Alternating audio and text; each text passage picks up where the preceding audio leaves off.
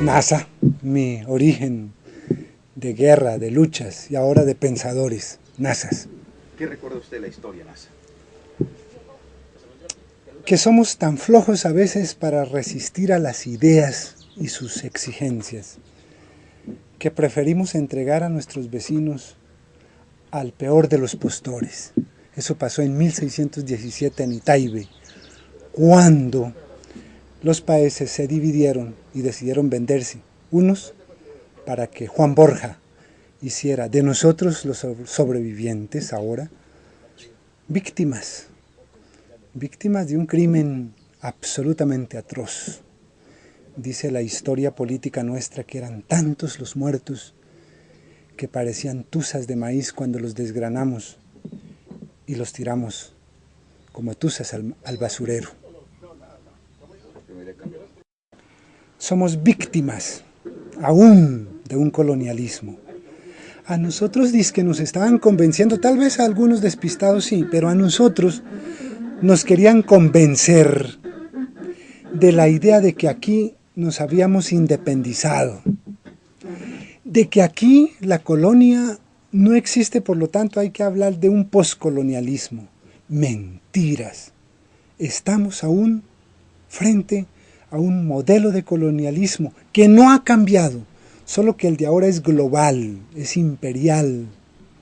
De manera que la diferencia de pensamiento tiene que estar precisamente en quienes, arrodillados, perdidos además, se fueron a abrigar otras opciones y creen estar convencidos en que hacen la resistencia. Pues no, quien hace la resistencia está aquí, porque nació del Consejo Regional Indígena del Cauca, la primera organización en América Latina, que me parece a mí viene traída muy bien por parte de los investigadores en el sentido en que es la primera organización en América Latina ideológicamente consistente, programáticamente concebida. Ella me habló a mí, yo creo con mucha seriedad. Dijo, vamos a organizarnos. Les he creído. Después nos dijo, vamos a luchar por el poder, vamos a disputarnos el poder. Así como se recuperaron tierras, cosa que ya quedó en el pasado, vamos a recuperar nuestros espacios públicos, que llegar a los consejos, a las alcaldías, a las gobernaciones, y el Senado es el instrumento que nos sirve para que esa personería se dé. Pues bien, unos cuatreros, esos enamorados, además de la circunstancia muy oscura del pasado colonial, en el que el encomendero era dueño de los indios, pues esos encomenderos se han robado esa organización y nosotros la vamos a recuperar. Y llamo a todo aquel que tiene un espíritu emancipado a que crea, porque hay razones para que crean en esta convocatoria, en la gran posibilidad de levantar banderas, de rescatar esta organización y de avanzar en la dirección prevista, la de construir organización política para luchar por el poder. ¿Usted se considera un hombre de pensamiento rebelde o de pensamiento revolucionario? Yo soy un emancipado, eso sí, un hombre que se rebeló aún en contra de los esquemas aparentemente muy culturalistas, muy sembradas en la historia, para pisar un escenario de dos mundos, el del indio, que toma distancia de su entorno sin perder su mente y que es capaz de entender el mundo global en sus dinámicas y exigencias y mediando esos dos niveles poder proponernos un mundo distinto en el que sea posible convivir sin matar, sin robar, sin generar desastres en la naturaleza por perseguir el capital, sin mentir, y sin hacer de la política un instrumento para explotar vía ideológica a buena parte de los colombianos como está pasando hoy.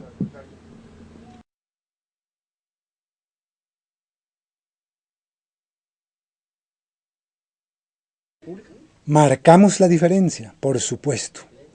Dicen que la juventud es una enfermedad que se cura con el tiempo. Yo ya he sido curado, estuve 3 periodos en el Senado. Infortunadamente hay una circunstancia catastrófica que hace que regrese, y voy a regresar. En esos 3 periodos siempre me conocieron como un senador de ideas, con una actitud correcta de la que no hay quien pueda quejarse o levantarse para mirarme la cara con osadía, porque he sido un osado al no pretender quedarme en el amaño por el poder. De manera que ahora regreso como Matrix, recargado.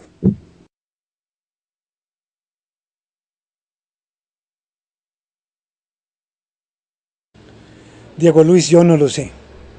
No lo sé. Cómo me perciben, no lo sé. Pero deben percibirme como un hombre honrado. Deben percibirme como a un indígena, como a un colombiano. Deben entenderme como se entiende a un latinoamericano. Pero eso sí, creo deberían entenderme como a un indígena que lucha por Colombia. Una Colombia que ha hecho de la política un nido de pícaros. Ha hecho del Estado un botín para esos pícaros. Y ha hecho de buena parte del territorio colombiano un territorio sin Estado. Es más, yo creo que están tan equivocados quienes gobiernan y dirigen los destinos de este país, que nos levantan a más de uno preocupados que dizque porque el conflicto colombo-nicaragüense nos robó tierra. Sí, nos lo robaron por responsabilidad que fundase en el pastranismo, en el uribismo y en el santismo, y buena parte de los congresistas de esos tiempos, que están en esas grandes bancadas. Pero les digo que se está perdiendo más en las concesiones que le están entregando a la gran minería, y no puede seguir ese ambiente de un territorio patrio sin dueño. Todos vemos lo que está ocurriendo en buena parte de los territorios donde vivían los afrodescendientes felices. Hoy llegó la infelicidad, donde vivían los indígenas y allá quieren llegar con sus grandes retroexcavadoras. Donde vivían los campesinos, ahora esos ríos solo conducen enormes cantidades de tóxicos que resultan del ajetreo indiscriminado por buscar la riqueza. La colonia no ha pasado. Lo que se llevó Cristóbal Colón y sus ojos afiebrados, arrancados de las cárceles andaluzas, como alguien dijera, no se ha ido, porque aquí sigue el colonialismo.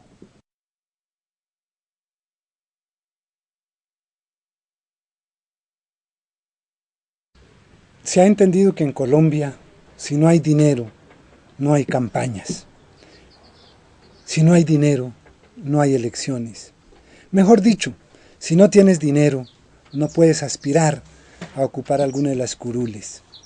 Esto quiere decir que aquí en Colombia todo se compra, y se compran también las curules, las 102 curules que hay en el salón de sesiones plenarias del Senado o en el salón elíptico, las 300 y pico de curules, están compradas por quienes tienen el capital.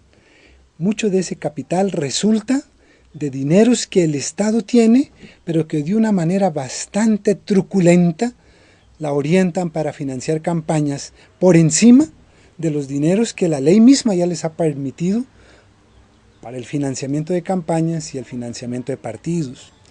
Buena parte de estos dineros vienen del narcotráfico. Hoy el proceso 8000 de nuevo es la presencia poderosa de quienes están dirigiendo los destinos de Colombia.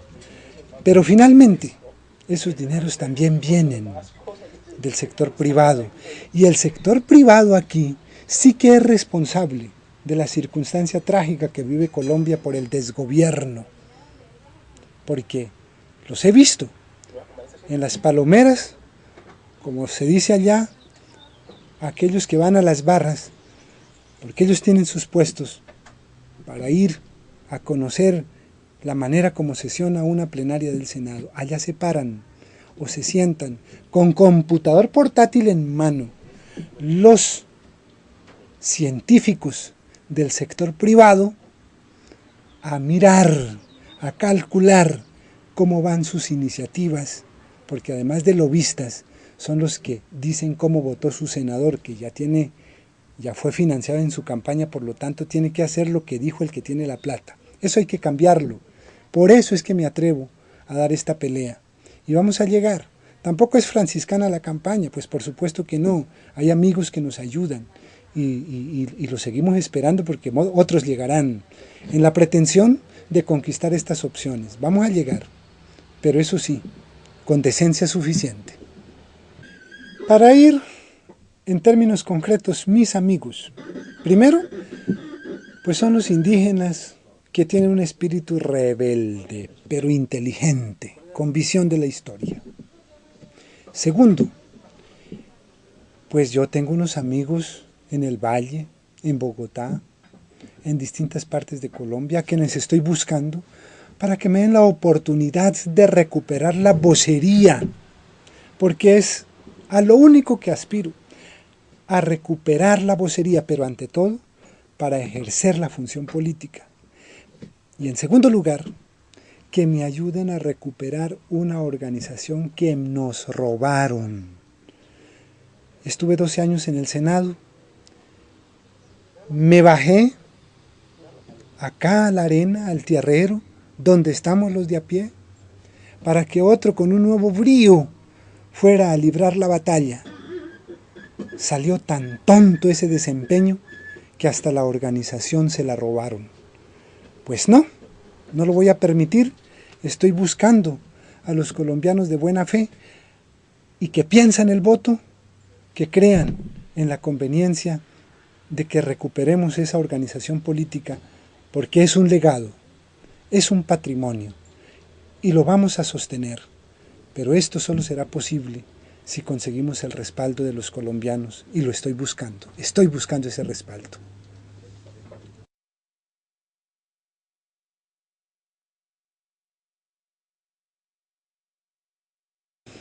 Los votos están en Colombia, pero además están en quienes le dan valor al voto.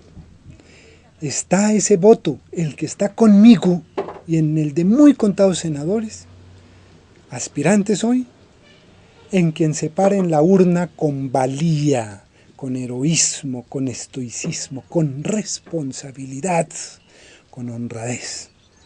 Su mismidad única, su lapicero y el tarjetón. Ese colombiano que vota con libertad y con espíritu de dignidad, ese es el que cuenta conmigo, porque yo votos no tengo, ni uno. Los voy a buscar y en esa tarea estoy, buscando los votos. ¿Cómo llega al Senado?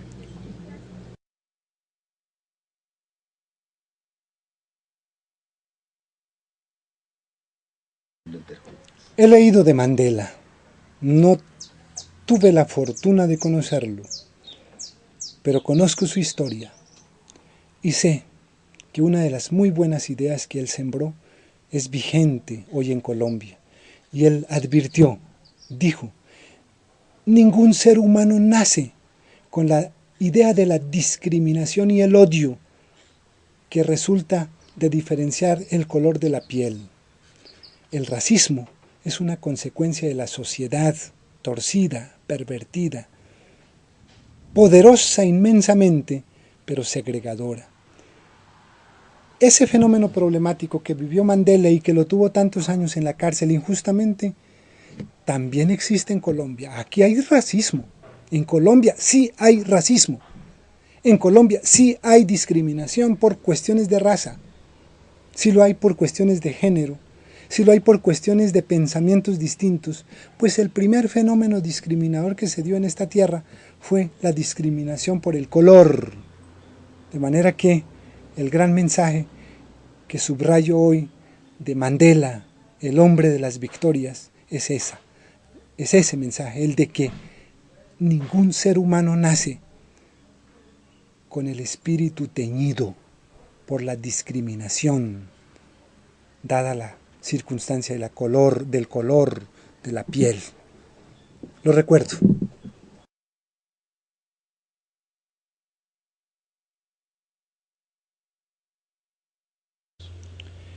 Las marchas que se han hecho, pues tienen el calor de la reivindicación, de la búsqueda de soluciones a los problemas que no se han resuelto vía presencia política de la nación colombiana.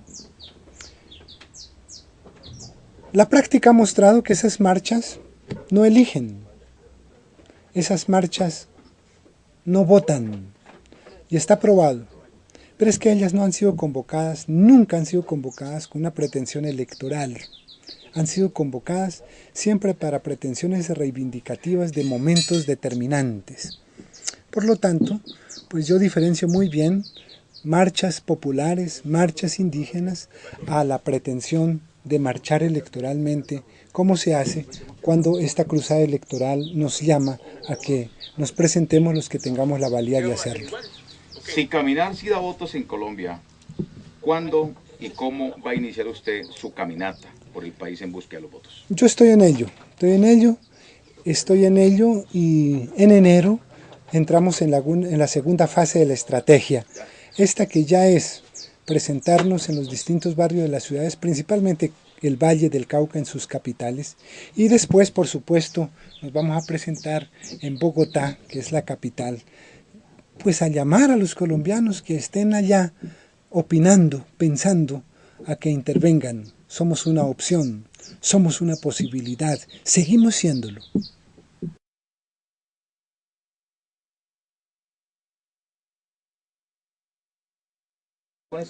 Bueno, yo recibí el título.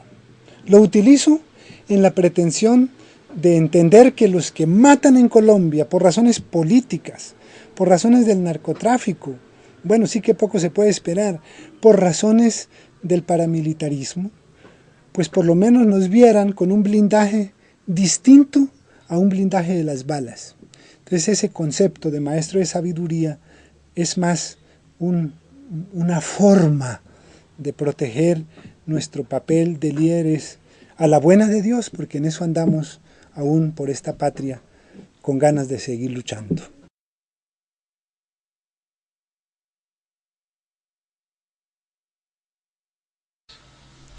La paz.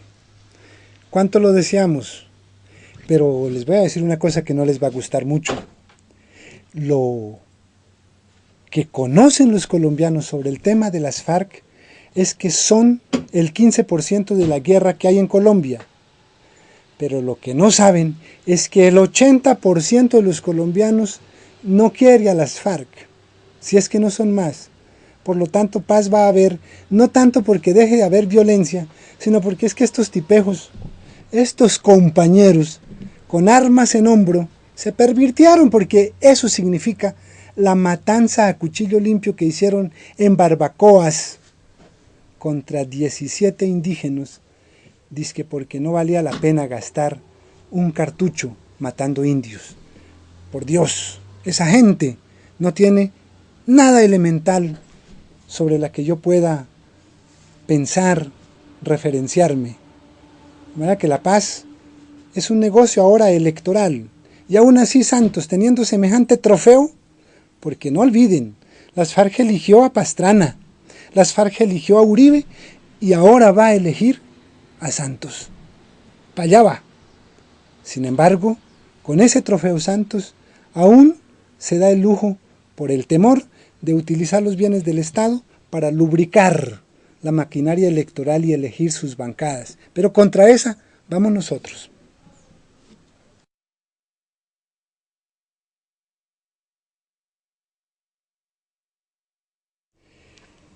La mermelada es aquello gustoso, pecaminoso en la política por demás, porque todo lo que es pecado como que es rico.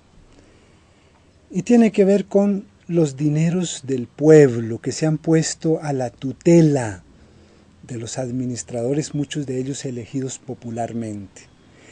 Estos que para sostenerse en el poder se aprovechan de los pobres que hay en Colombia, los manipulan, los ponen a votar en su favor y el cuento es que les construirán algún proyectico. Cada aspirante al Senado hoy tiene por lo menos 5.000 millones de pesos, del cual van a sacar por lo menos el 15%, 1.000 millones de pesos, para financiar sus campañas. No puede seguir esto así. A eso es que llamo mermelada. Y es cochinada porque los dineros del pueblo son para la inversión, no para financiar campañas, como siempre ha pasado, y a buena parte de los colombianos, insisto, pareciera que les parece que es normal, y no es normal. No más mermelada, no más cochinada. Mermelada es la que da santos y reparte a diestra y siniestra. Y no más cochinada son las obras, las actitudes, las maniobras del uribismo que hoy funge como una opción posible, limpia y dentro de los referentes morales y éticos. Segundo, tenemos un programa que vale la pena desarrollar y sobre este punto pues yo solamente quiero advertir dos ideas básicas. La primera, gobernanza del agua. Sobre este tema nosotros vamos a seguir insistiendo en el debate, en la discusión, para que sea posible tal esfuerzo. Tenemos que entender que hoy nuestros ríos, nuestros páramos, son instrumentos al servicio del gran capital y lo estamos entregando y nadie se ha percatado. Vamos a revisar ese punto por lo menos desde el ámbito de la discusión. El segundo, propiedad privada colectiva del subsuelo, de la tierra. ¿Por qué este tema? Acontece que los colombianos, que son bien copiones, no se han dado cuenta que la propiedad privada tiene una dimensión completa. ¿Cómo así que el subsuelo es del Estado y el Estado coge y se lo entrega a cuanto pirata llegue a este país? Y nosotros nos quedamos mirando al cielo, de pronto algún mendrugo cae si es que el gobierno administrara bien esos dineros, porque como no lo está administrando bien, no está llegando. Los indígenas en esto tienen una avanzada propiedad colectiva de la tierra. La autonomía y la soberanía advierten la conveniencia de dar un paso más en la lucha por la tierra, y esta tiene que ver con la propiedad del subsuelo. Demos la discusión, analicemos el tema. Voy a llevar esto al escenario de la discusión política colombiana y por ello es que es tan importante que me acompañen. Por lo demás, soy un hombre honrado y no creo que hoy deba ser una bandera muy importante ser hombre honrado en la tarea de la cosa política. Sin embargo, es una gran necesidad. No es posible que los colombianos sigan eligiendo tanto pícaro. Hay unas excepciones, por supuesto, pero la gran mayoría, en los días que yo estuve en el Senado, me codié con paramilitares. ¿Cómo es posible que los colombianos utilicen el instrumento de la soberanía más limpia, cual es la voluntad libre del hombre, se presente en las urnas y elija a un asesino, por Dios? No puede ser.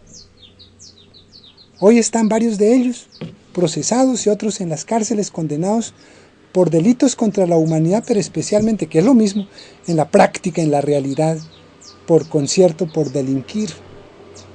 Contra ellos tuve enfrentamientos serios. Otros respetaron mi opinión. ¿Cómo así que buena parte de estos políticos utilizan el instrumento del poder local y el poder regional a través de la burocracia, a través de los dineros de la comunidad en esos órganos destinados para el servicio electoral, a través de puestecitos, a través de contraticos para llegar al Senado? ¡No! Soy un hombre honrado y voy a regresar al Senado y deben ayudarme para que eso ocurra.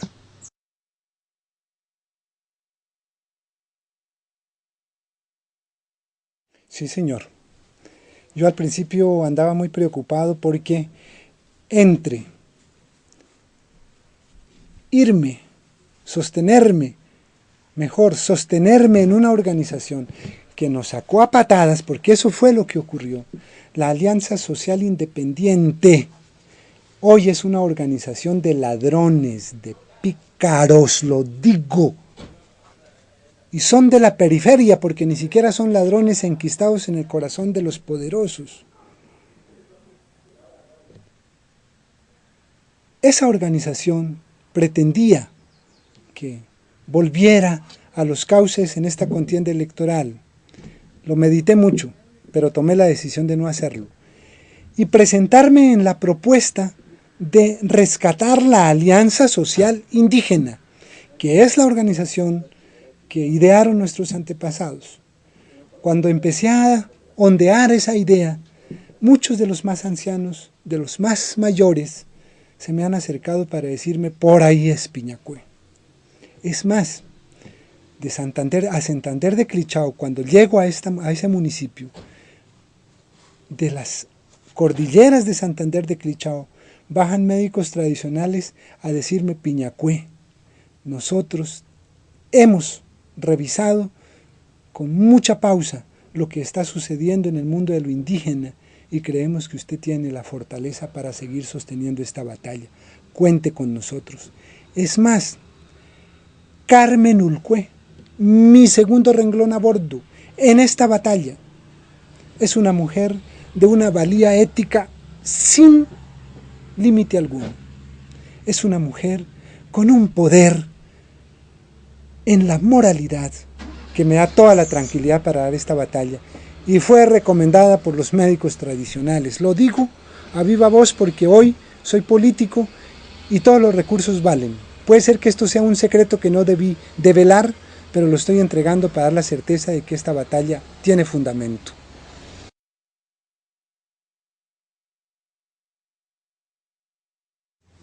No.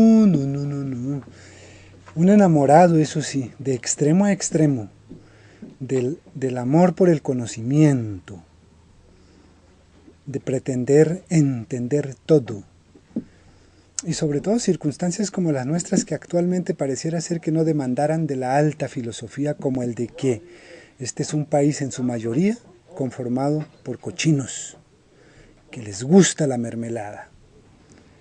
No más mermelada, no más cochinada, he dicho estos días a propósito de los 600.000 millones de pesos que el gobierno ha puesto para que los congresistas ganen sus campañas. ¿A cambio de qué? Supongo que la mayoría para que voten por él. Diego Luis, muchas gracias. La democracia se lo agradecerá algún día. Yo no digo Dios porque este tema es un problema de humanos en esta tierra y debemos sabernos comportar. Mi gratitud por esta oportunidad.